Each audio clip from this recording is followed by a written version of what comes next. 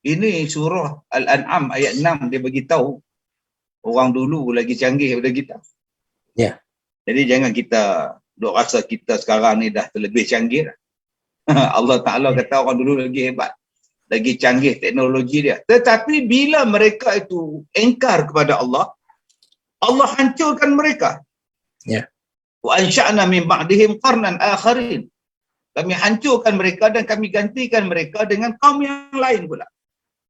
Maka yang saya hormati. Kemudian bila datang kepada zaman Nabi Muhammad, umat Nabi Muhammad sallallahu alaihi wasallam, di antara perkara yang Nabi sallallahu alaihi wasallam berdoa kepada Allah supaya Allah rahmati, Allah kasihani kita. Maka minta pada Allah balak-balak yang sampai kepada umat-umat dahulu sebelum daripada kita ni tak kena pada kita. Dahsyatnya banjir macam Nabi Nuh tak turun pada kita. Kemudian hancurnya umat Nabi Lut, balikkan bumi tak ada kena pada kita. Balak tetap ada sebagai satu peringatan daripada Allah. Tetapi kerana rahmat daripada Allah, dia takkan jadi benda-benda yang begitu. Tetapi tuan-tuan yang saya hormati, ini yang kita kena ingat, yang kita kena fikirkan. Perkara yang paling jelas yang Allah Ta'ala sebut di dalam Al-Quran, banyak. Antaranya surah Al-A'raf ayat yang ketiga. Ittabi'u ma unzila ilaikum min rabbikum wa la tattabi'u min dunihi awliya. Ikutlah kamu apa-apa yang telah diperintahkan oleh Allah untuk kamu ikut. Jangan kamu ikut yang lain. Satu. Kemudian dalam ayat lain Allah Ta'ala kata, Ittabi'u ma unzila ilaikum. Ikutlah kamu apa-apa yang telah kami turunkan kepada kamu. La ilaha illahu, tidak ada Tuhan selain daripada dia. Wa'arid anil musyrikin, dan hendaklah kamu berpaling daripada mengikut orang-orang musyrik. Jadi dalam banyak ayat-ayat ni tuan-tuan yang saya hormati, Allah Ta'ala perintahkan kita supaya ikut apa yang Allah Ta'ala turunkan. Dan dalam ayat-ayat yang lain pula Allah Ta'ala memerintahkan kita mengikut Nabi Muhammad sallallahu alaihi wasallam. Sehinggalah Nabi mengatakan bahawa aku tinggalkan kepada kamu dua perkara. Kalau kamu pegang dua benda ni, kamu takkan sesat. Iaitu Al-Quran dan hadisku ataupun sunnah Nabi sallallahu alaihi wasallam. Jadi macam mana pun bala, macam mana pun musibah yang turun kepada umat Nabi Muhammad, ianya tidak akan mengubah perintah-perintah Allah yang diturunkan kepada kita. Ini kena ingat. Banjir macam mana pun, semayang tetap sama. Gempur bumi pun, semayang tetap sama. Dan kalau berubah perbezaan daripada sembahyang dan sebagainya, benda tu ada diperbuat oleh Nabi SAW. Umpamanya Nabi bercakap tentang orang sakit. Sakit, kena sembahyang. Sembahyang yang diajar untuk orang sakit tu Nabi ajar. Sembahyang duduk, misalnya. Fiqh mengajar, sembahyang berbaring. Kalau tak boleh buat haji, ada benda dia. Kalau tak boleh puasa, ada cara dia. Sebab apa? Nanti kamu qada dan sebagainya. Tetapi bala-bala Tuhan ini, perintah-perintah Nabi, sunnah-sunnah Nabi, tidak akan berubah dan terubah hanya kerana sesuatu bala yang berlaku. Sebab bila beribadah yang diajar oleh Nabi berubah kerana benda-benda tadi, bukankah ianya telah pun bercanggah dengan ayat Al-Quran yang menyuruh kita mengikut Nabi Muhammad sallallahu alaihi wasallam? Di sini pokok dia. Apa yang Allah sebut dalam Quran, dia tak boleh berubah. Allah kata, "Summa ba'athna min ba'dihim Musa ila Fir'aun wa mala'ihi fazalamu biha. Fanzur kaifa kana 'aqibatul mufsidin." Kemudian kami utuskan Musa kepada Fir'aun dan kepada pemimpin-pemimpin Fir'aun. Tetapi mereka menolak Nabi Musa. Mereka buat zalim kepada Nabi Musa.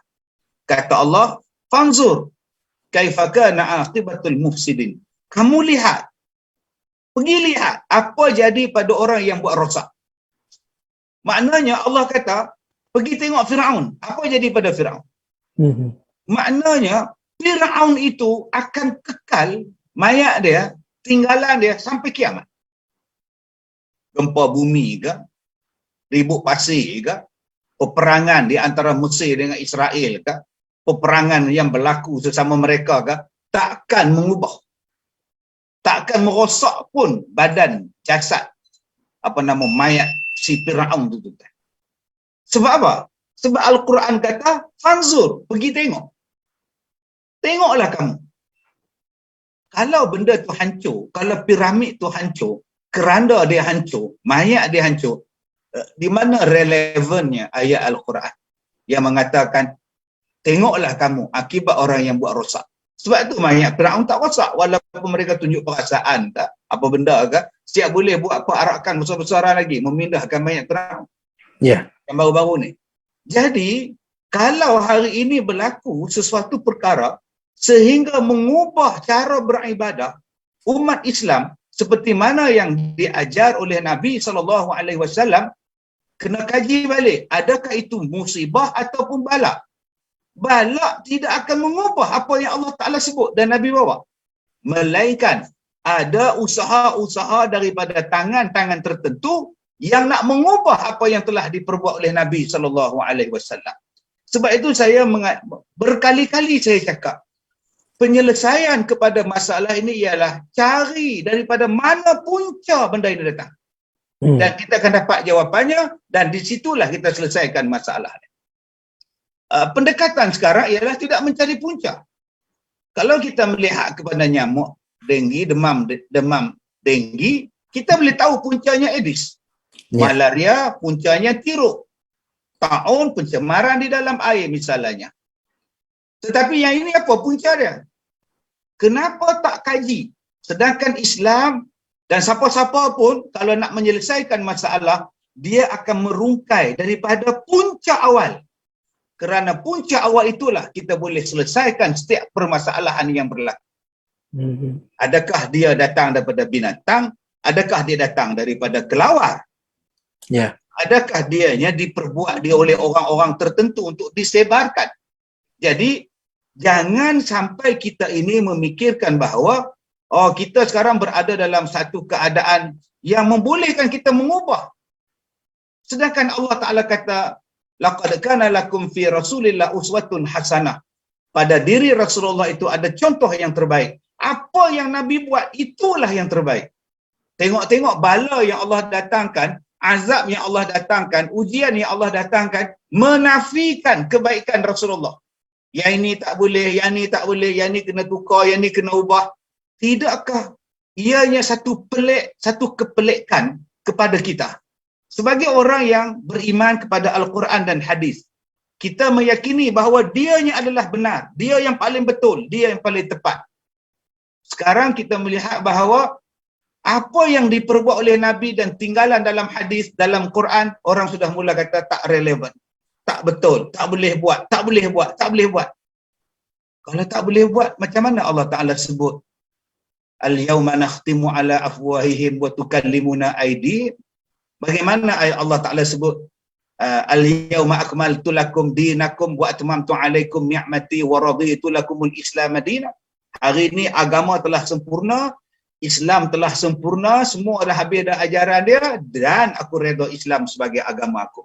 Sebab itu berkali-kali saya menyeru kepada pihak-pihak berkenaan, tolonglah kaji balik. Benda ni sebenarnya apa benda sebenarnya? Barulah kita boleh menyelesaikan mengikut sebagaimana yang diperintahkan. Selagi mana kita tak mengkaji daripada awal permasalahan dia, selama itulah kita akan mencuba dan kita akhirnya terperangkap. Makin teruk. Balik kepada asas. Puncanya apa? Selesaikan daripada situ. Sama ada dia adalah berbentuk alami, kejadian alami, ataupun ianya ada perancangan-perancangan daripada yang disebutkan oleh Allah dalam Quran tentang musuh-musuh Islam yang nak merosakkan umat manusia. Wallahu a'lam. Baik. Ustaz bercakap tentang sesuatu yang makro, yang besar. Bagaimana proses ini perlu disiasat dekat awal, apa yang menjadi dan sebagainya. Baik Ustaz. Um, kita pergi kepada elemen mikronya. Hari-harian kita menyaksikan kes begitu besar. Dahulu sampai 20,000, kini turun kepada 19,000. Sarawak misalnya, hari ini saja mencatatkan 3,700. Sudah 2 minggu kita berdepan dengan kes beribu-riban ini. Jumlah, walaupun dia masih peringkat 1, tahap 2, 1, tahap 2 dan tahap 2 kebanyakannya, dan tahap 3-nya mungkin hanya sekitar 4-5% sahaja, 4-5 kes sahaja. Tapi Ustaz, banyak kalangan yang menerima bahana COVID ini adalah saudara-saudara kita. Bagi umat Islam, bagaimana mereka harus menghadapi kemurungan hati ini, kerusuhan jiwa ini. Begitu takut bila diumumkan mereka telah dijangkiti positif dan sebagainya. Nasihat Ustaz macam mana? Ya. Terima kasih saudara Rudi. Tuan-tuan yang saya hormati.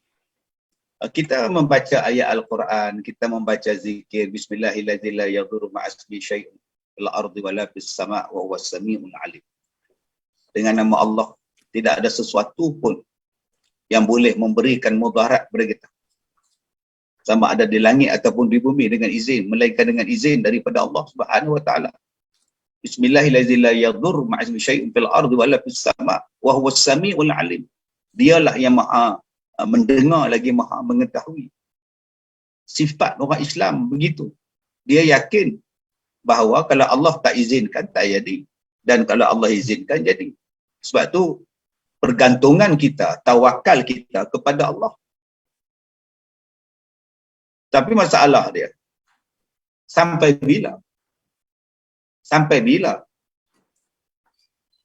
benda ini akan boleh diselesaikan? Allah Ta'ala menjadikan kepada kita semua sesuatu ni untuk kita. Allah jadikan udara untuk kita, untuk manusia, untuk binatang. Allah kata dalam Quran, Allazi ja'ala lakum ma fil ardi jami'ah. Dialah yang menjadikan semua benda dalam dunia ni untuk kita. Tiba-tiba kita tidak boleh bernafas seperti biasa. Binatang pula yang boleh bernafas seperti biasa. Apa lebih binatang daripada manusia? Sedangkan Allah kata manusia ni khalifah. Tengok-tengok, binatang pula lebih selesa daripada manusia. Ini perkara yang pelik. Ya. Kita ada Al-Quran, sumber rujukan kita adalah Al-Quran. Kenapa tak tengok pada Quran? Tidak ada makhluk yang lebih mulia daripada manusia. Tiba-tiba manusia hidup dalam keadaan terkurung. Ini mengubah makna khalifah.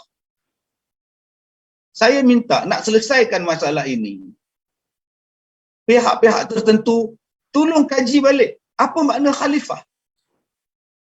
Allah kata dalam Quran, khalaifa fil ard. Manusia ini ialah khalifah atas muka bumi. Dia yang buat bumi ni, macam mana nak buat kereta, macam mana nak buat rumah, nak buat jalan, nak buat kapal terbang, nak buat perancangan, nak buat jambatan, nak buat lebuh raya, nak masak, nak buat baju, nak buat butang baju. Ni manusia yang buat. Dan benda-benda ini boleh diambil daripada alam. Daripada gunung boleh dibuat batu, buat rumah. Daripada pasir boleh buat bata. Daripada tanah liat boleh buat rumah. Daripada simen, daripada bukit boleh buat simen. Daripada papan, daripada kayu boleh buat rumah.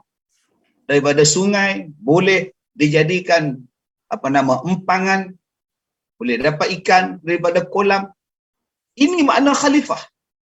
Dan binatang ataupun makhluk lain tak boleh kontrol manusia.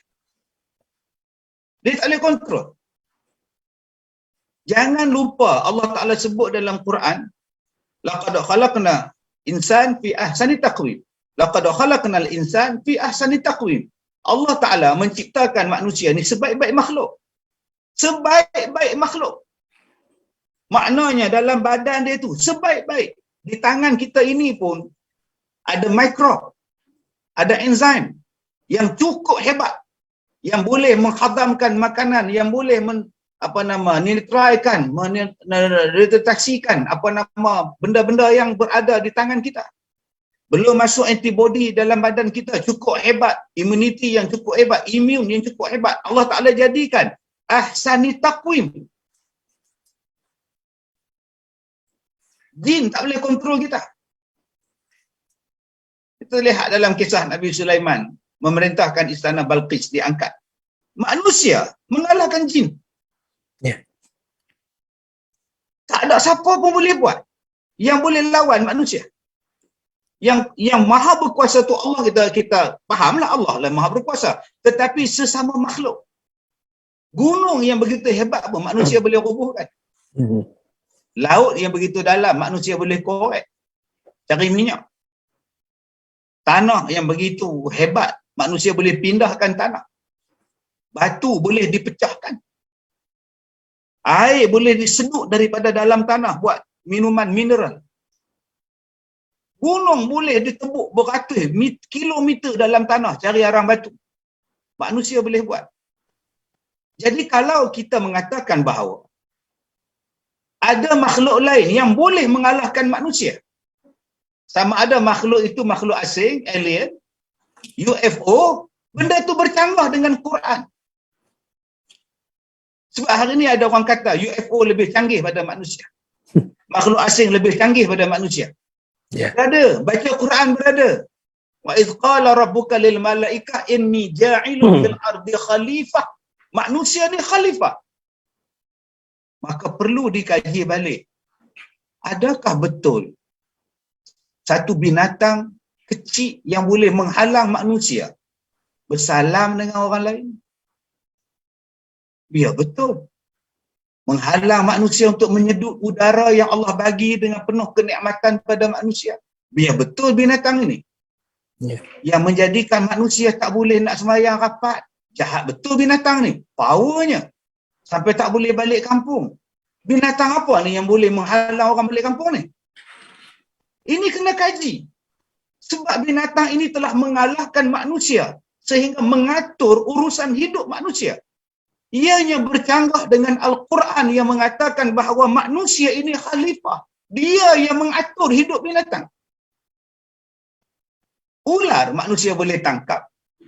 Rimau boleh dimasukkan ke dalam zoo. Gajah boleh bermain bola kerana manusia latih dia. Ikan boleh diletak dalam rumah kerana manusia menguasai dia. Tiba-tiba hari ini binatang menguasai manusia, duduk diam-diam. Bila dibuat macam itu, mungkin dalam tempoh 3 bulan, 4 bulan, 6 bulan, manusia boleh bertahan. Tetapi kalau dah menjangkau lebih daripada setahun, 2 tahun, dia mengubah fitrah manusia. Akhirnya manusia ini jadi takkan sihat. Fikirannya takkan sihat. Dia akan menghadapi stres. Dia akan menghadapi tekanan kerana bercanggah dengan fitrah dia. Maka tidak hairan selepas ini kemusnahan manusia lagi banyak. Sama ada kemusnahan yang berbentuk rumah tangga akan hancur. Ekonomi akan hancur. Membunuh diri akan menjadi satu kebiasaan untuk menyelesaikan masalah. Sedangkan Allah Ta'ala memberikan otak kepada manusia untuk mereka bebas berfikir untuk kemajuan dan kebaikan.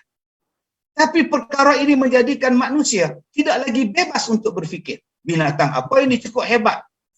Sampai yang sekolah tak boleh pergi, universiti tak boleh buka. Wah, hebat betul binatang ini. Sampai semua takut pada dia. Tuan-tuan, binatang yang boleh buat macam ini hanyalah satu makhluk. Namanya ialah manusia. Hanya manusia yang boleh buat benda ini kepada manusia. Binatang tak boleh buat. Manusia dia mampu buat kepada manusia. Manusia yang dengki, manusia yang jahat, dia akan buat. Sebab itulah di dalam dunia dia berlaku kepada dunia sepanjang zaman berlaku kezaliman demi kezaliman. Yang menzalimi manusia ialah sesama manusia. Nama dia peperangan. Daripada peperangan wujudlah penjajahan. Maka bila ada penjajahan, wujudlah pengawalan manusia. Tak boleh keluar, tak boleh belajar, tak boleh berniaga, tak boleh jadi pandai. Semuanya diatur oleh penjajah. Bila berlaku peperangan akan wujud penghambaan. Penghambaan tidak boleh bercakap, tidak boleh bersuara, hanya mengikut sahaja, malah nak memakai pakaian pun dengan keizinan daripada tuan dia, nak menikah pun tak boleh, kena izin daripada tuan dia, malah boleh diperdagangkan manusia, boleh jual sana, jual sini. Itu perhambaan. Manusia yang menghambakan manusia. Jadi, cuba kaji tengok, adakah kita sekarang berada dalam bentuk penjajahan yang kedua, yang berbeza dengan senjata, yang berbeza dengan peluru dan kekuasaan. Mungkinkah penjajahan ini dalam bentuk yang sekarang, pengawalan, minda, pengawalan pergerakan. Maka kalau ini berlaku, kita kena bagi tahu balik pada asal dia. Sudah sampai merdeka kali kedua, kita kena buat. Selagi mana kita biarkan diri kita dijajah, maka akan timbul masalah. Betul, kita kata boleh bertahan, kita kena sabar, kita kena sabar. Ya, awak boleh cakap awak sabar sebab awak dapat gaji setiap bulan tanpa perlu bekerja. Macam mana orang yang tak ada duit, macam mana orang yang dibuang kerja, macam mana orang yang kerja tak ada, macam mana yang bisnes lingkup. Berjuta-juta manusia. Ini adalah satu malapetaka yang besar terhadap manusia. Sedangkan Allah Ta'ala memberikan rezeki yang seluas-luasnya kepada manusia untuk bekerja. Tetapi apabila ditahan, apabila disekat, apa akan jadi pada manusia? Ini kesan yang besar. Sebab itu saya merayu, tolong kaji balik. Jangan ada satu benda yang boleh mengatasi manusia. Manusia adalah kebebasan, nama dia kemerdekaan. Kamu bebas berfikir, kamu bebas bergerak di bawah rangka Islam. Tapi kalau kita membiarkan diri kita dijajah, diikat, sampai tak boleh nak buat apa, silap kita sendiri. Kita sendiri yang membiarkan kita sebenarnya dikurung, dijajah dan sebagainya. Jadi tuan-tuan yang saya muliakan, cuba perhati betul-betul Al-Quran memberi jawapan kepada setiap persoalan kita. Saya bimbang, boleh kita cakap sabar. Bagi orang yang ada duit banyak, bagi orang yang rumah dia besar, halaman dia besar, dia tak ada masalah. Tapi bagi orang yang anak ramai, rumah kecil, duit tak ada, harta banyak, nak beli susu anak, nak beli lampin, nak beli ubat dan sebagainya, ini satu benda yang cukup menyusahkan. Jadi baliklah kepada asal, balik insya-Allah, mudah-mudahan Allah rahmati kita. Itu hebat. Penerangan yang cukup mantap Ustaz. Bagi Ustaz, ini ada menyentuh sedikit tentang apa yang berlaku pada Ustaz sendiri. Saya rasa begitu banyak yang tertekan sekarang ini, begitu banyak yang telah yang berhadapan dengan kesakitan yang luar biasa. Ketakutan pun begitu banyak kiri dan kanan kita pada waktu ini. Ustaz sendiri pernah berhadapan dengan situasi yang sama. Saya rasa sejak beberapa tahun yang lepas, dan saya membaca bulan lepas sebenarnya, kisah Ustaz sendiri yang pernah berhadapan dengan situasi kesakitan yang secara mengejut, mungkin akibat buatan orang atau makhluk lain. Itu kata bacaan-bacaan yang telah dilakukan. Jadi boleh Ustaz berkongsi sedikit bagaimana Ustaz menghadapi situasi yang begitu mencabar itu, ujian-ujian itu. Baik, yang pertama sekali saudara Rudi, kita sebagai makhluk Allah, ahasibanna su'ayyutraku ayyaqulu amana wa hum la yuftanun. Kita tidak akan diiktiraf sebagai orang yang beriman hanya dengan kita mengaku ataupun kita bercakap bahawa aku adalah orang beriman. Belum.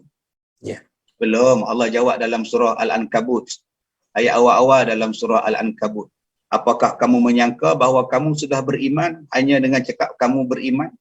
Dengan pakai kopiah, dengan pakai baju Melayu, dengan ada janggut sikit, kamu nak kata kamu beriman? Belum, kata Allah. Sehinggalah kamu diuji. Sehinggalah kamu diuji. Dan hari ini ujian sampai. Setiap manusia akan diuji. Saya diuji, saudara Rudi diuji, semua orang akan diuji. Dia menguji itu sampai menggoncang iman. Jadi kalau kita dah tahu dah bahawa Allah bagi tahu pada kita di dalam Al-Quran bahawa kita akan diuji, ayat Al-Quran tu dah turun kepada kita pada Nabi Muhammad 1400 tahun dulu. Kita baru 50 tahun, saudara Rudi baru 39. Kan? 39. Maknanya kita dah baca dah Quran tu daripada kecil. Kamu akan diuji. Daripada kecil kita baca dah, kamu akan diuji. Okey, kalau kita dah diberitahu bahawa kita akan diuji, so buat persiapan mental dan fizikal. Yang timbul masalah kepada kita sekarang ini ialah tak pernah nak rasa bahawa itu ujian. Ya. Sebab tu bila akhaznahum baghtatan fa izahum mublisun. Bila balak tu datang secara tiba-tiba, mengejut, menyanda dia, lemah dia. Dia jadi dalam keadaan putus asa. Sebab dia tak ingat bahawa itu memang sifat yang Allah Ta'ala jadikan pada makhluk. Ujian akan sampai. Jadi, perkara yang pertama yang kita kena buat ialah sentiasa mengingati bahawa ujian akan sampai kepada ujian kematian. Kita tengok aku akan mati, mak bapak aku akan mati, anak-anak aku akan mati, isteri suami aku akan mati. Simpan dalam hati. Setengah orang bila sayang pada anak, sayang terlampau-lampau sampai tak pernah fikir satu hari anak tu akan mati. Bila mati anak tu, tu yang jadi gila. Dia sayang sangat pada mak dia sampai tak pernah fikir mak ni hanyalah pinjaman daripada Allah. Satu hari Allah ambil. Bila mati mak dia, apa jadi pada anak-anak dia? Yeah. Sampai ada kes yang bunuh diri, isteri mati. Sebab dia tak boleh terima hidup seorang-seorang tanpa isteri. Simpan kereta yang kita ada ni makhluk yang Allah Ta'ala bagi pinjam pada kita. Benda baru. Dia ada rosak, dia aksiden. Bila aksiden, kita terima hakikat. Ini harta dunia je, besi je. Dia nak aksiden, dia nak kemek. Biasalah, tak ada apa. Tetapi kalau dia tak bersedia, bila kereta dia aksiden, dia punya marah. Dia maki hamum sungguh. Sampai dia tak boleh terima kereta dia, rumah dia terbakar apa semua. Dia jadi, cubalah kita balik pada kaedah Al-Quran. Al-Quran bagi tahu bahawa di situ adalah ujian untuk awak. Jadi kalau jadi apa-apa, kita boleh accept. Bukan setakat accept, kita boleh absorb. Diserap elok-elok.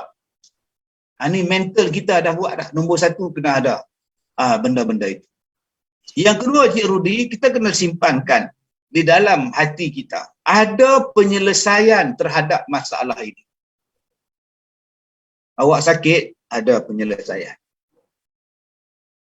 Awak ada masalah rumah tangga, ada penyelesaian. Awak ada masalah fitnah, akan ada penyelesaian atas masalah fitnah awak. Jadi, kalau kita dah tahu bahawa dia akan ada penyelesaian, apa masalah kita? Yang kita nak takut sangat. Tenang, sabar, jalan penyelesaian tu awak cari, insya-Allah Allah tolong awak. Yang ketiga, kita kena ingat, Allah Ta'ala sebut di dalam Al-Quran, Allah tidak akan menimpakan kepada kita sesuatu yang kita tak mampu. La yukallifullahu nafsan illa wus'aha. Apa yang Allah bagi pada kita tu, Allah tahu kita boleh handle. Sebab tu Allah bagi. Dia takkan bagi kepada kita sesuatu yang kita tak mampu. Allah Maha mengetahui. Maka bila Allah datangkan kepada kita ujian, ingat Allah bagi tu, Allah tahu kita mampu handle. Jangan sampai buat tindakan yang buruk. Ya, buat satu tindakan yang syirik. Sampai dia kata dah tak ada jalan lain, dah tak ada jalan lain. Ini saja jalannya, saya terpaksa buat. No. Akan ada jalan penyelesaian. Awak carilah. Kenapa awak ni sempit sangat pemikiran? Rahmat Allah ni luas. Kenapa awak sempitkan? Yang kelima, ya tuan-tuan yang saya muliakan. Bila kita sabar dan kita redha, kita kena ingat bahawa innallaha ma'as sabirin. Allah bersama dengan orang-orang yang sabar. Jadi bila kita yakin bahawa Allah bersama dengan kita, Allah akan bantu kita. Wa may yattaqillah yaj'al lahu makhraja wa yarzuqhu min haitsu la yahtasib. Kita kena ingat musibah dan ujian yang datang kepada kita ni tuan-tuan untuk menjadikan kita lebih baik. Sepatutnya begitu. Bukan menjadi makin renggang dengan Tuhan. Sepatutnya bila datang ujian, musibah, kita makin cari Tuhan. Bukan makin jauh daripada Tuhan. Sekarang saya lihat penyelesaian dia makin jauh, makin sunyi, makin tak mengharap. Kita dah jarang dengar solat hajat berjemaah, dah jarang dengar. Kita tak minta pada Tuhan pun. Seolah-olah dalam bab ini Tuhan pun tak boleh selesai masalah kita. Seolah-olahnya begitu. Tuhan pun tak boleh bantu kita ni. Ini besar kes ni. Biar betul kau. Kenapa tak minta pada Tuhan? Inna lillahi wa inna ilaihi raji'un. Minta kepada Tuhan, satu dengan cara berdoa. Satu dengan cara taubat. Satu dengan cara meniru apa yang diperintah oleh Nabi dan diperbuat oleh Nabi dan juga mengambil daripada Al-Quran. Jadi Allah akan bersama dengan kita. Sebab itu Allah kata wa yarzuqhu min haitsu la yahtasib. Dia akan berikan rezeki kepada kamu daripada jalan yang kamu tidak duga dan akan diberikan jalan keluar daripada masalah. Jadi yang saya buat, saya tak kata saya baik. Na'udzubillah. Tapi apa yang saya buat bila datang musibah-musibah, saya nak latih diri saya, aku makin baik, aku kena baik lagi, aku kena banyakkan ibadat lagi. Nanti Allah tolong aku, Allah tolong aku. Dan selalu saya fikir, bila datang satu ujian, bila datang satu musibah kepada saya selalu fikir dalam kepala otak saya, Allah nak bagi nikmat lepas ni. Allah nak bagi ganjaran lepas ni. Allah nak bagi benda lain lepas ni. Saya reda, saya tunggu saya apa benda yang Allah Ta'ala nak bagi. Dan selalunya tuan-tuan, apa yang Allah Ta'ala bagi cukup menyeronokkan, cukup mendamaikan, cukup mententeramkan jiwa. Wallahu a'lam, Cik Rudi. Baik, Ustaz. Tadi bercerita tentang bagaimana kita berhadapan dengan situasi tersebut. Baik, hari-hari sekarang ini ribuan umat Islam yang terjejas, yang terpaksa, ya seperti yang kita tahu, terpaksa berkurung dan sebagainya. Jadi boleh, berdasarkan pengalaman Ustaz sendiri sebelum ini pun, mungkin boleh dikongsikan tips-tips apa yang boleh dilakukan oleh mereka di rumah, bagaimana menzuhudkan diri kepada Allah Subhanahu Wa Taala, dan yang paling penting apakah doa-doa yang mustajab yang boleh digunakan, yang diamalkan sepanjang dalam tempoh ini. Baik, terima kasih saudara Rudi, tuan-tuan yang saya hormati. Dalam keadaan sekarang ini, adakah Allah tak mengetahui? Adakah Nabi tak bagi pesan kepada kita apa yang perlu kita buat di saat kita berada dalam keadaan macam ini? Disebutkan kepada kita tentang ajaran Nabi Muhammad sallallahu alaihi wasallam melalui hadis-hadis baginda. Nabi kata selepas kewafatan baginda akan berlaku perselisihan sesama orang Islam yang cukup hebat. Ikhtilafan katsira. Yang sampai membingungkan orang awam. Jadi bingung kita. Mana satu yang betul ini? Mana satu yang betul? Fasayara ikhtilafan katsira. Kamu akan nampak perselisihan, dan hari ini perselisihan sudah berlaku. Sudah berlaku. Apa yang perlu kita buat? Tak adakah solusi yang diajar oleh Nabi? Jawapan dia, mustahil Nabi tak ajar. Mustahil Quran tak bagi tahu. Al-Quran ini adalah ayat daripada Allah Subhanahu Wa Taala untuk kita hidup dalam dunia ni. Macam mana cara dia? Bila ada ujian, bila ada musibah, apa yang perlu dibuat? Bila dapat nikmat, apa yang perlu dibuat? Baik, kita lihat. Masalah yang kita hadapi sekarang ini ialah macam mana ni? Mana yang betul, mana yang salah? Dalam Islam dah ada dah yang betul. Yang betulnya ialah Nabi Muhammad sallallahu alaihi wasallam. Jadi kata Nabi, alaikum bisunnati wa sunnati khulafa'ar rasyidin al-mahdiyyin. Maka pada saat itu hendaklah kamu berpegang kepada sunnah aku dan sunnah khulafa'ar rasyidin al-mahdiyyin 'abdu 'alaiha bin nawajiz, gigitlah sunnah aku dengan gigi geraham. Maka pada masa itu ikut yang Nabi punya. Itu solusi dia. Aku ikut Nabi. Aku bukan ikut Ustaz Kazim. Aku ikut Nabi. Nabi itu garanti betul. Dan Nabi dia tak ada kepentingan apa dengan kita. Dia dah ahli syurga. Tetapi atas dia tu Nabi, dia sayang pada kita. Dia pesan kat kita. Nanti kamu akan tengok perselisihan yang banyak sesama kamu. Masa tu kamu nak pegang apa? Peganglah sunnahku. Peganglah sunnah Khulafaur Rasyidin. Dan gigitlah dia dengan gigi geraham. Walaupun susah, pegang betul-betul. Jangan lepaskan. Satu. Yang kedua, kita mempunyai Al-Quran. Maka Allah Ta'ala sebut berkali-kali kepada kita di dalam Al-Quran.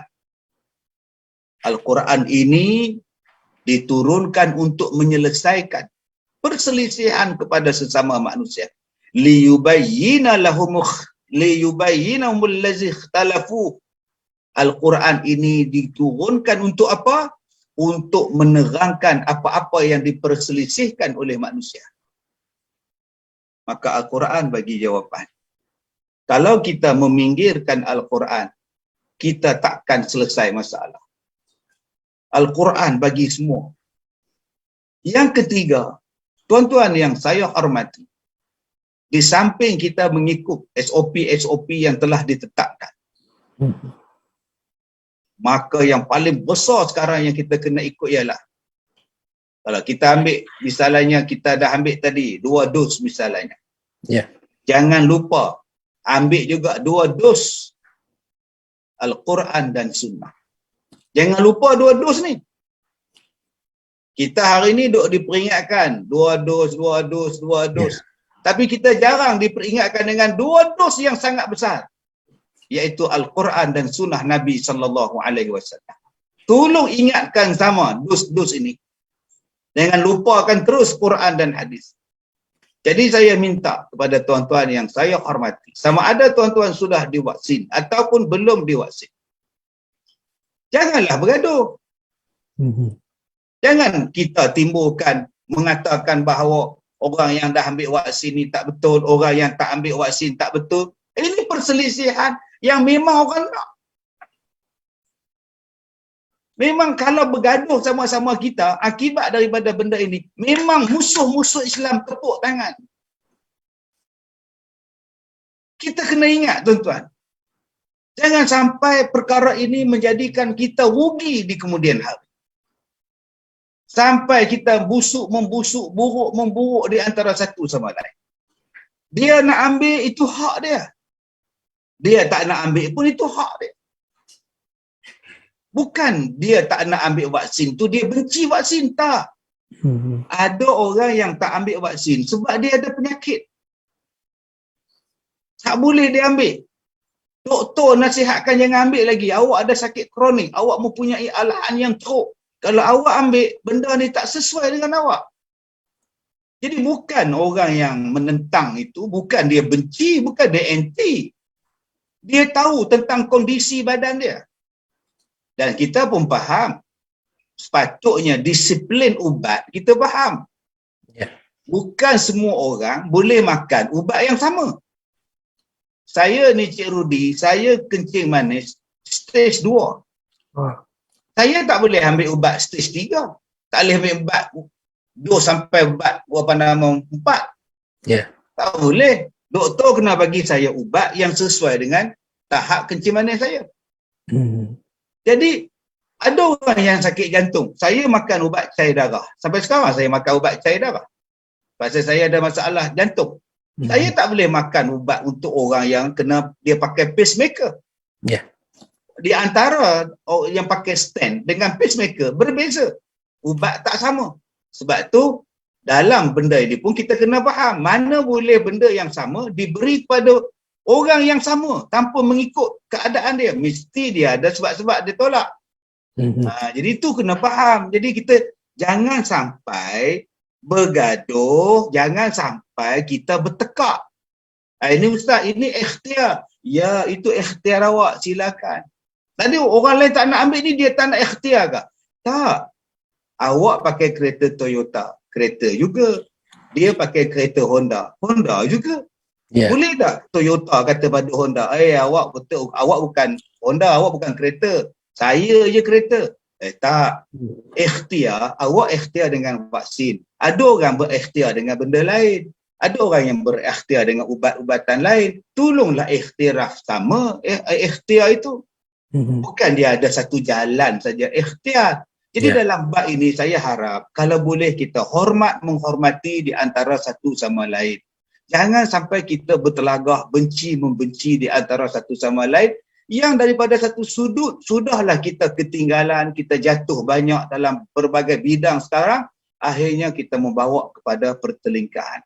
Orang sekarang bergaduh macam-macam hal. Bergaduh dengan politik sampai sekarang tak habis. Betul. Kemudian kita bergaduh tentang pahaman, aliran di dalam Islam. Ada yang pahaman aliran ini, ada aliran ini, ada aliran ini. Kita bergaduh lagi. Dan sekarang kita masuk pula bergaduh dalam yang terbaru, awak dah vaksin ke belum? Ini saya rasa akhirnya kita akan jadi berpecah belah semakin teruk. Jadi saya harap pada pihak-pihak berkenaan, tolong perjelaskan betul-betul bahawa risiko untuk mendapat COVID sama ada awak divaksin atau awak belum divaksin, kedua-duanya boleh mendatangkan risiko dan mendapat risiko. Jadi amalkan cara hidup yang sihat. Pemakanan yang sihat, tambahkan antibody dalam badan. Itu yang kena buat sekarang. Apa makanan yang boleh menambahkan imun, apa cara hidup yang boleh menambahkan antibody imun dalam badan supaya kuman COVID tak datang, dan kalau datang boleh dikalahkan dengan antibody yang ada pada awak, cara hidup awak, cara pemakanan awak. Dan Nabi Muhammad SAW mengajar kepada kita bagaimana untuk mendapatkan antibody yang kuat. Di antaranya membuangkan kotoran dalam badan. Kenapa kita tak galakkan orang memakan kurma? Nabi suruh makan kurma 7 biji sehari supaya membuangkan virus, membuangkan racun dalam badan kita. Tolong hebatkan balik benda ini.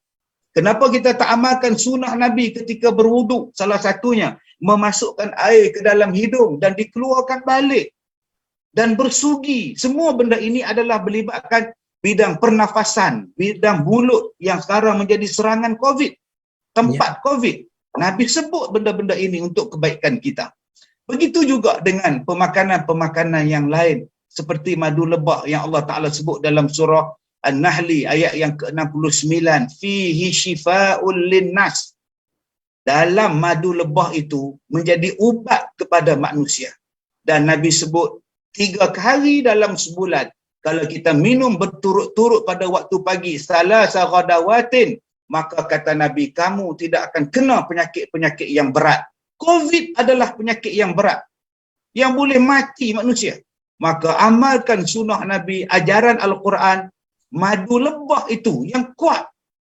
Minum dia pada waktu pagi sebelum sarapan, sebelum apa-apa masuk dalam perut, selama 3 hari berturut-turut. Benda ni Nabi ajar.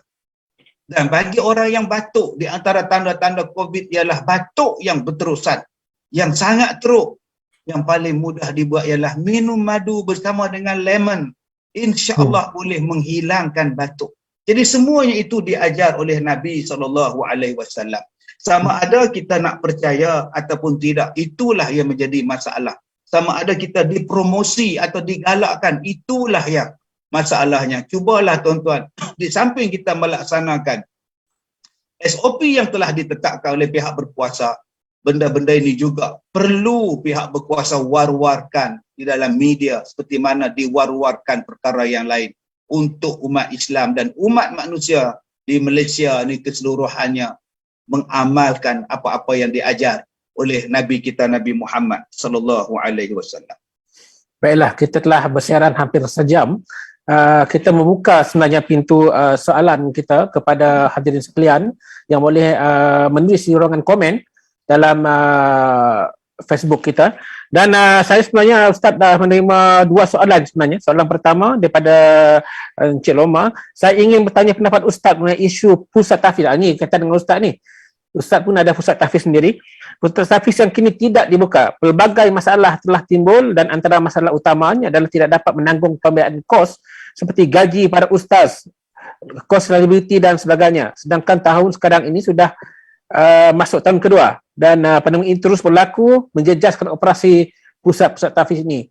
Dan kemungkinan besar ada pusat tahfiz terpaksa gulung tikar kerana cabaran dan hambatan yang semakin hebat. Baik, terima kasih saudara Rudi. Di antara perkara yang paling kita kena bersyukur ialah wujudnya ma'had-ma'had tahfiz, sekolah-sekolah agama, pondok dan sebagainya. Pertama, kenapa? Kerana mereka ini berapa banyak menjalankan operasi menggunakan dana sendiri, menggunakan pembiayaan sendiri tanpa melibatkan daripada dana-dana kerajaan setiap tahun. Berapa ratus ribu pelajar yang belajar tahfiz, yang mereka ni tak minta pun dana secara langsung daripada kerajaan. Dia berbeza dengan sekolah-sekolah biasa. Gaji guru berapa? Kos berapa? Sebab itu di antara peruntukan yang paling besar ialah peruntukan dalam perbelanjaan ialah pendidikan. Berpuluh bilion.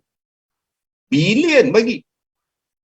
Tapi yang sampai kepada tahfiz tak sampai banyak pun. Sebab dia bukan menjadi satu kewajipan kepada pihak pemerintah nak bagi setiap tahun berapa yuran, berapa dana. Dah itu atas ihsan bagi. Dapatlah 100 juta setahun nak bagi dengan beratus-ratus buah sekolah. Sebab itu sekolah-sekolah tahfiz ini, kita kena ucap terima kasih. Mereka mengurangkan beban dana yang besar untuk menyelenggara budak-budak sekolah. Tak menyelenggara gaji-gaji guru, rumah-rumah dan sebagainya. Ini yang orang tak nampak. Patutnya dibantu, ditolong lagi sekolah tahfiz. Yang kedua, mereka melatih beratus ribu pelajar untuk menjadi baik. Jadi orang yang hafal Quran insya-Allah baik. Jadi kalau lah buat kajian tengok daripada ratusan ribu lulusan tahfiz, berapa ramai yang hisap dadah? Berapa ramai yang hisap dadah? Berapa ramai yang masuk penjara? Cuba cek tengok di penjara tu, cuba angkat tangan banduan. Dalam satu penjara ada 1000 orang. Tolak bukan Islam, 600 orang Islam. Tanya 600 orang Islam, siapa sini tahfiz? Siapa sini sekolah tahfiz? Jadi di mana yang kata pendidikan tahfiz tu gagal? Dia nampak gagal tu sebab tak pakai tie. Nampak gagal, dia pakai jubah. Nampak kolot. Lepas ni tahfiz kena pakai tie, pakai kot. Baru nampak standard sikit. Kita hari ni menilai dengan pakaian ni masalah dia. Ya. Yeah. Menilai daripada situ. Dia tak nilaikan hasil. Hasil yang begitu hebat.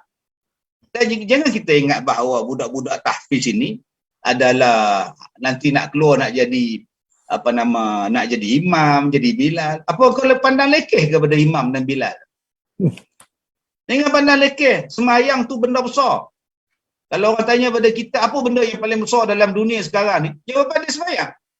Siapa yang di hadapan kita waktu kita semayang? Ke imam. Kau pandang lekeh pada imam. Ini perangai orang kita ni. Dia pandang hebat, orang tu hebat, orang ni hebat. Yang jadi tok lebay tak hebat. Yang jaga rumah Allah tak hebat. Tetapi ramai daripada budak tahfiz ni yang jadi profesional. Ada kawan saya jadi ahli politik. Ada kawan saya menjadi doktor. Dia hafiz Quran. Sebab itu ada orang yang menghafaz Al-Quran pada usia 6 tahun, 7 tahun. Supaya bila dia habis 15 tahun, dia dah boleh Quran dan dia boleh study pelajaran yang lain. Baik, tuan-tuan, yang ketiga. Kita melihat bahawa mereka ini bergantung sepenuhnya dengan yuran. Dan ada yuran yang mak bapak tak bayar. Memang tak bayar sebab anak miskin, yatim dan sebagainya. Jadi ustaz ni lah yang cari duit. Dia berniaga, dia buka kebun, kadang dia buat kelubat, kadang dia ceramah. Tetapi kita melihat sejak berlaku pandemik, semua terhalang. Mak bapak tak nak bayar yuran. sekolah saya tahun lepas, mak tahfiz kita stop lah, memang tak mampu dah. Tahun 2020 kita stop. Memang tak mampu nak jalan lah. Yuran tak boleh kutip, tak ada aktiviti boleh buat, ceramah tak boleh buat, apa pun tak boleh buat. Akhirnya 2021 tutup, dan 2021 kita buka Mahat Tahfiz yang hanya mengambil 10 orang, 15 orang saja. Dan berapa ramai guru-guru yang telah pun berhenti, terpaksa diberhenti sebab tidak mampu lagi untuk membayar gaji dan kos-kos yang lain. Jadi saya duk fikir, berapa lama lagi sekolah tahfiz ini akan bertahan kalau keadaan ini berlaku. Dan saya takut bila Mahat Tahfiz ditutup, selama ini ratusan ribu seluruh Malaysia dari Sabah sampai Perlis orang menghafaz Al-Quran. Setiap malam waktu orang rakyat Malaysia tidur, ada anak muda-muda yang menghafaz Quran. Waktu orang lain sedang seronok bermain bola sepak, budak-budak ni membaca Quran. Waktu orang lain seronok duk tengok dalam TV, duk seronok duk duk tengok TV, tengok panggung wayang, budak-budak tadi begini geleng kepala duk hafal Quran. Dia ada cover. Berapa ramai yang duduk dalam disko, dalam dandut, tapi budak-budak ni duduk dalam surau di sekolah dia orang hafal Quran. Mungkin kerana adanya anak-anak kecil ini yang mulia hatinya, yang bersih hatinya. Cikgu-cikgu dah bersen gaji dia. 750. 1,200. 1,200. Ada yang 700. Tapi mereka tetap nak mengajar budak-budak. Mulianya gaji cikgu-cikgu tahfiz. Mereka baca Quran. Saya duk nampak kerana mereka inilah agaknya Allah Ta'ala duk tahan balak ni jangan sampai pada kita. Sana hafiz, sini hafiz, sana tahfiz, situ tahfiz, sini ma'at, sana ma'at. Tapi ma'at ni sekarang sunyi. Sunyi. Tak lagi nampak di masjid budak-budak pakai serban putih, jubah putih, itu budak tahfiz. Sekali datang 2 van. Dah 2 tahun tak nampak. Mana pergi dia orang? Saya takut tuan-tuan, rahmat Allah akan hilang. Kasih sayang Allah akan hilang. Ya, mereka boleh baca Quran di rumah. Tapi berapa ramai mak bapak yang tak tengok. Mereka hari ni main TikTok. Mereka dah letak Quran. Mereka dah mula sibuk dengan gadget masing-masing. Dulu di Mahat tak boleh tengok. Bila balik dah 2 tahun. 2 tahun. Berapa ramai lagi yang ustaz dan ustazah buat PDPR, budak-budak baca Quran tahfiz. Ada yang tutup pun. Saya takut tuan-tuan yang saya hormati, rahmat Allah hilang. Kasih sayang Allah hilang. Al-Quran sudah tak dibaca. Al-Quran sudah tidak lagi ada orang yang hamalatul Quran, yang menghafaz, yang menanggung dia. Sedangkan Allah berfirman, inna nahnu nazzalna zikra wa inna lahu lahafizun. Sesungguhnya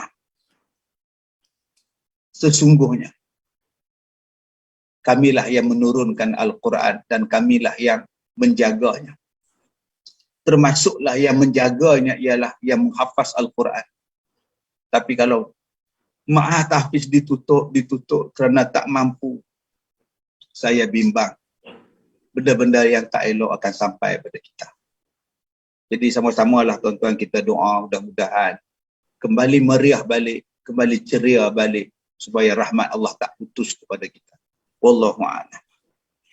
Baik Ustaz. Tadi kita bercakap tentang Mahat Tahfiz. Sekarang kita beralih kepada remaja kita, anak-anak kita yang tak boleh lagi masuk ke masjid disebabkan oleh peraturan-peraturan ini yang menghadkan masjid kepada beberapa orang jemaah sahaja satu masa. Nasihat Ustaz, bagaimana kita harus memimpin keadaan ini?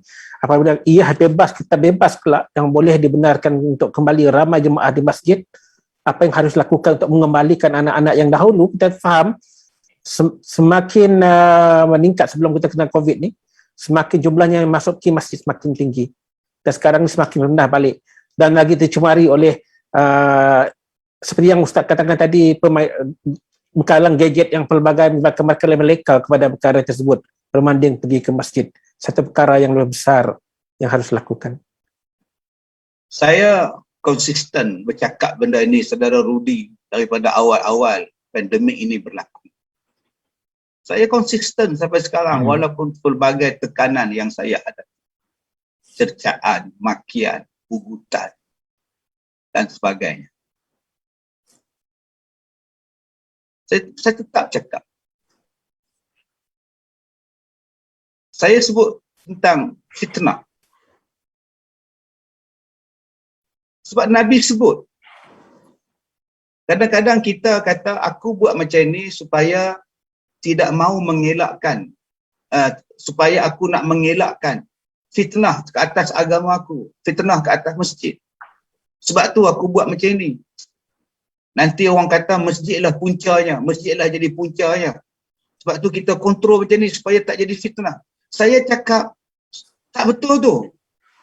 Nanti dia akan jadi fitnah lebih teruk kepada masjid. Dulu kita tak bagi orang datang dan sebagainya supaya nak mengelakkan fitnah jangan berlaku pada masjid. Nanti orang kata masjid di pusat penyebaran. Saya kata tak, ni rumah Allah. Nanti kalau awak buat macam ni, nanti dia menjadi fitnah yang lebih besar terhadap agama awak, terhadap agama kita. Saya cakap benda tu. Tapi orang hentam saya. Ustaz Kazim mengaji di mana? Bukan ahli, bukan ulama. Saya diam. Berapa lama saya diam? Saya malas, saya sedih entah. Saya cakap fitnahnya apa? Fitnahnya ialah orang dah rasa selesa tak ke masjid. Budak-budak dah rasa selesa tak ke masjid. Kalau dulu sembahyang Jumaat, kalau tak pergi sembahyang, kita rasa susah hati. Tapi anak-anak muda satu hari nanti dia rasa seronok tak sembahyang. Dan dia seronok pergi berjalan. Sebab dia tak rasa dah kekuatan ikatan pada masjid dan sebagainya. Yang ini yang berlaku. Dan orang sudah tidak mengenal lagi apakah itu sunnah agamanya. Orang lupa dah sunnah yang asal. Dan orang menganggap yang baru ini sebagai sunnah. Ini fitnah yang besar. Dan tidak heran nanti tuan-tuan akan lihat budak-budak muda ini akan sembahyang macam yang mereka nampak di rumah mereka. Sepatutnya di rumah ni boleh sembahyang macam mana yang dulu-dulu sembahyang, yang Nabi buat. Tapi mereka tetap buat jauh-jauh. Sebab apa? Sebab yang tu yang aku nampak. Itulah fitnah dia. Orang sudah tak kenal fitnah sunnah yang asal. Dan orang mula menjadi selesa dengan perkara yang baru. Jadi ini yang saya minta. Tapi bila saya cakap macam itu, orang maki saya. Orang hentam saya. Saya kata sabar Ustaz dulu. Benda ni. Jangan cakap macam tu. Tapi itu dia lah. Saya kiri kanan depan belakang. Sebab tu saya malas nak cakap. Banyak orang tanya saya. Saya kata no comment. Saya akan jawab no comment, no comment, no comment, no comment. Saya tak mau. Sebab saya bukan ahli. Saya bukan bidang saya. Tapi sampai bila saya nak kena diam kalau benda tu depan mata saya? Saya takut nanti saya akan dihadapkan di hadapan Allah. Apa saya nak jawab depan Tuhan? Apa saya nak jawab? Engkau langsung tak bersuara. Engkau ni takut aku ke takut pada manusia? Kita akan berdiri di hadapan Allah seorang-seorang. Kita berdiri depan hakim dalam mahkamah pun kita seriau. Dalam mahkamah pun kita seriau. Padahal hakim tu pun manusia. Yang kita akan berdiri di hadapan Allah tu Tuhan yang maha besar. Kita sangat kecil. Allah nak tanya, apa yang kamu buat di dunia? Apa yang kamu buat terhadap agama aku di dunia? Nak jawab apa?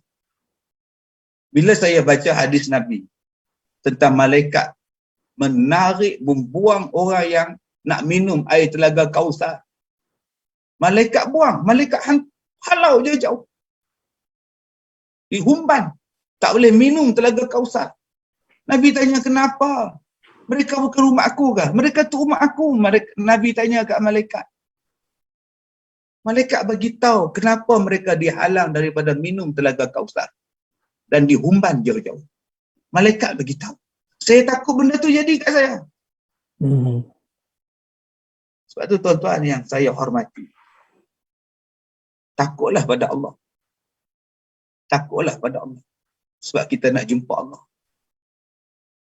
Baik Ustaz, soalan terakhir saya pada malam ini Ustaz. Adakah ini sebenarnya Ustaz, dalam apa yang cerita ke sepanjang 1 jam ini, adakah ini bayangan akhir zaman yang sebenar-benarnya? Ya, kita dah menuju ke arah itu. Kalau kita baca hadis-hadis tentang fitan, hadis-hadis tanda-tanda kiamat, semuanya menjurus ke arah itu. Hanya orang yang menutup pintu hati yang kata, dah, ini bukan tanda kiamat. Dah, ini kiamat lambat lagi. Jangan cakap macam itu. Okey, jangan cakap. Balik buka Quran. Allah datangkan kepada kita ni tanda supaya kita makin dekat dengan Tuhan. Allah bagi tanda janggut putih. Saya tadi lepas sebelum Jumaat tu saya duk teri misai. Misai saya sini dah putih, sini dah putih. Apa tanda ni? Tanda saya dah tua. Dah ada sikit putih-putih. Aku ni dah nak mati dah. Aku ni dah tua. Sebab tu uban ni tuan-tuan. Satu tanda Allah kasih pada kita supaya kita ingat pada Allah. Tapi kalau Allah dah bagi uban di kepala, uban di muka, uban di misai, uban di janggut, pun masih kita belum sedar, apa nak jadi kita ni? Tanda tu ada pada diri awak dan tanda tu ada pada sekeliling awak. Sepatutnya awak jadi makin baik sebab Allah dah bagi peringatan. Saya masih ingat lagi saudara Rudi tahun 80-an. Waktu tu saya tingkatan 2, tahun 86, saya tingkatan 2. Di rumah saya ni, saudara Rudi, kami ni, orang kampung saya, orang tempat saya di Felda saya. Orang datang rumah kami, baca Quran. Mak saya tu ustazah. Beratus orang datang mengaji sehari. Daripada pagi, petang, malam. Dan malam saya mengajar juga. Saya pun pasal ramai datang, mana boleh mak saya seorang. Saya masa tu duduk dengan mak. Jadi saya pun ajar. Bila satu malam, budak tu saya panggil untuk baca depan saya. Dia kata, dia tunjuk dekat saya, Al-Quran tu kosong. Sedangkan ayat yang dia baca tu, yang kosong tu, ialah ayat yang semalam. Malam semalam dia baca, ayat masih ada. Malam ni dia baca, ayat dah tak ada. Pergi ke mana ayat? Kalau tuan-tuan ingat, zaman tu ialah zaman heboh satu Malaysia, Al-Quran hilang daripada mushaf. Dia jadi di rumah saya. Depan mata saya. Semalam saya dengar budak tu baca Quran depan saya. Saya tengok ada tulisan, hari ni, malam ni tak ada. Dia bukan satu muka, dia ambil separuh, satu ayat. Jadi, masa tu saya tingkatan 2. Kalau saya tak berubah jadi baik, sedangkan benda tu depan mata saya, Al-Quran hilang daripada resam dia, mushaf, saya adalah orang yang paling bodoh sekali. Allah dah bagi peringatan macam tu pun saya nak jadi jahat. Jadi, kalau kita ambil tanda-tanda ini untuk membentuk diri kita menjadi baik, itulah sepatutnya mendekatkan diri lagi kepada Allah Subhanahu Wa Taala. Bukan tanda-tanda yang berlaku sekarang ni makin kita jauh. Hari ini kita lihat manusia mati mendadak begitu ramai. Ada hadis tentang kematian mendadak sebagai akhir zaman? Ada. Hari ini kita lihat orang perempuan mengatasi orang laki-laki. Betul? Dah ada hari ini. Semua orang perempuan boleh buat. Nabi kata di akhir zaman banyaknya tulisan. Pembacaan tulisan ni punya banyak. Betul tuan-tuan? Hari ini kita lihat. Bahan bacaan punya banyak. Jenuh nak baca hari ini. Nabi sebut di akhir zaman nanti. Kasut memberitahu apa yang kamu buat. Hari ini betul, CCTV boleh letak dalam kasut, boleh letak di mana-mana, boleh rakam apa yang kita buat. Betul tuan-tuan. Apa tanda-tanda kecil kiamat semua dah berlaku. Masjid jadi kosong dah berlaku. Al-Quran orang tak amalkan, orang tak baca dah berlaku. Orang Islam dah tak kenal lagi tentang Islam dia dah berlaku. Berlakunya balik umat Nabi Lut. Hari ini berlaku secara terang-terangan berlaku. Jadi sepatutnya tuan-tuan, kita makin rapat dengan Tuhan. Makin dekat dengan Islam. Supaya Allah jaga kemuliaan kita. Berikan kebaikan dan pelihara kita. Wallahu a'lam. Jadi terima kasih Ustaz atas perkongsian kita tadi Ustaz. 1 jam sebenarnya 1 jam tidak cukup untuk kita menelaah pelbagai isu, membicarakan pelbagai perkara. Tapi hari ini Ustaz berkongsi emosi. Saya rasa cukup tersentuh dalam banyak perkongsian yang Ustaz berikan. Jadi Ustaz, terima kasih atas perkongsian yang diberikan. Saya bagi pihak Pasukan Penerbitan mengucapkan terima kasih kepada Ustaz atas kesudian kita untuk berbicara pada malam ini, dan kita berharap kita akan dapat lagi bertemu pada hari dan masa yang akan datang dengan perkara yang lain pula. Terima kasih Ustaz dan Assalamualaikum. Terima kasih.